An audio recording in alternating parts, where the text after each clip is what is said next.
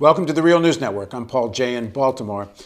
There's a debate taking place on the left of the political spectrum about whether or not there's really that much of a difference between President Obama and candidate Romney. It kind of goes that even in swing states, why vote for the lesser evil? It'd be better to vote for third parties, for example, the Green Party or the Peace and Justice Party. The debate goes that there's just not a significant enough difference between the two to kind of give credence to the fact that the leadership of the Democratic Party isn't also representing Wall Street interests and such. Now, in foreign policy, is there enough of a difference to choose between the two? Now joining us to have that discussion is Phyllis Bennis. Phyllis is a fellow and director of the New Internationalism Project at the Institute for Policy Studies in Washington, D.C. She's the author of the book Before and After, U.S. Foreign Policy and the War on Terror. Thanks for joining us, Phyllis. Great to be with you, Paul. So, I mean, I know you're, as a U.S. citizen, you're as much interested in the domestic issues, so if you want to go there, but your preoccupation is with foreign policy issues. And it's hard to see in what little we've heard so far of foreign policy debate between Romney and Obama, but certainly in terms of their public positions, it's hard to see a heck of a lot of difference between them. And so what's your take on that? Well, I think that there are differences, but before I get to that, I think we have to start with what elections are and are not. Elections are not the embodiment of a real democracy in this country. Elections are not our turf. They're not our team. They're not our people. They're not our choices. That's not what's presented to us for elections. So when we get to people saying both parties are controlled by the corporations, it's like, yeah, and what's your point? Because to me, that imagines an illusory world where we get to choose, we the people writ large, somehow get to choose the candidates and choose the issues and make real choices. That's not what U.S. presidential elections have ever been. I think one of the people that put that best was actually George Will, the conservative columnist, who I've quoted this 100 times on the Real News, and I will 100 more times. On the Stephanopoulos shows, he lost his temper once, and he said, let's not get sentimental about democracy. You don't get to choose whether the elite rules. You get to choose which part of the elite rules. He's absolutely right. And that has consequences. One of the consequences is that small differences matter. You know, there's an old saying that if you're drowning and the water is over your mouth, that last half inch to your nose is the difference between life and death. So yes, small differences matter. In this case, I think there are differences that are not small. The question of who gets appointed to the Supreme Court is the choice between whether we get a conservative centrist, which will be the likely choice of a second Obama term, or a right-wing extremist, which is the likely choice of a Romney presidency. That matters. It matters for women's rights, it matters for the environment, it matters for labor, it matters whether things like Citizens United that gives corporations so much more power than they even dreamed of will be expanded or might be contracted. So for me, the issue of Supreme Court appointments alone would be enough. On the question of foreign policy, clearly you're right, Paul, that there are not major differences between the two parties. That's part of the reason why I think we can expect that the debate over foreign policy is going to be a little bit tricky because it's going to be much more about rhetoric than about actual policies. But let me start with where there is a real policy difference, and that's on the question of Iran.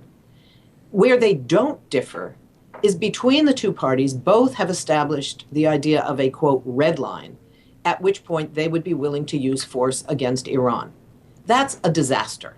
It's a disaster when you set red lines because it undermines any possibility that diplomacy is going to happen. But it doesn't mean that all disasters are as bad or as soon or as likely as others. So if we look at the Obama administration's red line, their red line has always been the same for U.S. administrations in the past. We will not allow Iran to obtain, to have a nuclear weapon. Now that's disastrous to assert that, as I said, but that's way in the future. Nobody thinks that's going to happen anytime in the next several years. Which is what Biden more or less said, did say and, during the vice presidential debate. And President Obama has said that on numerous occasions as well. Now, the position of the Romney team, it was said most explicitly by Ryan, but Romney has said it over and over again, and his staff, when Romney has pulled back from it, his staff has reasserted it, is the Israeli red line, which is that we will use force to prevent Iran from getting a nuclear weapons capability. That's the key word. Now, capability is not a concept that exists with a clear definition in international law. It's widely assumed to mean a combination of the ability to enrich uranium, which every country that manufactures its own uranium fuel for a nuclear power program, like Iran's, has, as well as scientific know-how, which Iran mostly has, and they did even more before the assassination of 5 scientists in their nuclear power program. But the point is that when you say that the red line is nuclear capability, what you're saying is we can choose when to define that moment, and we could define it as today. We could define it as next So week. That's way more dangerous. I asked Chris Hedges this question, and Chris Hedges is someone who says don't vote for Romney or Ryan. I mean Obama or Romney. And he says these decisions aren't really going to be made that way anyway. It's the Pentagon, it's the foreign policy establishment, and it doesn't matter the kind of rhetoric Romney uses. The real decision making won't be there, and that the Pentagon, as it stands now, doesn't want war with Iran, and that's going to be the more determining factor. I think that's true as far as it goes, but I think that to ignore the real power of the presidency, which is the bully pulpit, is a specious argument. It really denies how power gets exercised in this country. The rhetorical differences actually matter. So when you have a president that comes into office saying, we want to remake our relationship with the Arab world, with the Muslim world, with the rest of the world, who want to have a new relationship based on international law and the United Nations, etc., that gives you something to hold up as a goal to hold a president, a party, a congressperson, a senator accountable. It's something that you can make them accountable for. If we build up our movements, this is where the role of social movements is fundamental. At the same time, if you have a president who's elected whose official position is, I am going to reclaim our position in the world, being able to create history. We are going to determine history. We are going to tell other countries what they can and cannot do, which is essentially the public position of the Romney campaign. You're in a much more difficult position to even try to hold politicians accountable. And it matters what that rhetoric is, what people understand to be the national interest. If you have people that are listening to a presidency that is with one voice saying, and I don't pretend that anybody running for office right now is going to say this, but if you had a presidency that is speaking with one voice saying, we are going to build a foreign policy based on international law and human rights and equality for all, as opposed to what our foreign policy has been in the past. Yeah, but you don't have that with President Obama. You don't have that. You do, that's right. But you do have someone who's saying our foreign policy is based on ending wars that are stupid. Now, then you get into the debate of why is only Iraq a stupid war when 68% of the American people say that the war in Afghanistan is not a war worth fighting. You can have the basis of saying that the drone expansion, the drone war, there's a basis for fighting it, for saying that's not how you rebuild our relationship with the Arab world, the Muslim world, the rest of the world. That's not how it works. If you elect a government who is committed to the assertion of power in its rawest force, it's much harder to mobilize. It's not because they represent the argument goes the other way, though. Like you hear arguments from people like Glenn Ford, who says that Obama actually can sell some of these policies in a way that a Republican couldn't sell. Yes, that's a danger. And that you also have this issue of Obama taking the wind out of the movement amongst the African American community, but even more broadly amongst large sections that might oppose such things. I don't think Obama took the wind out of anybody's movement. I think our movements made some wrong decisions collectively about how to respond to a new political moment.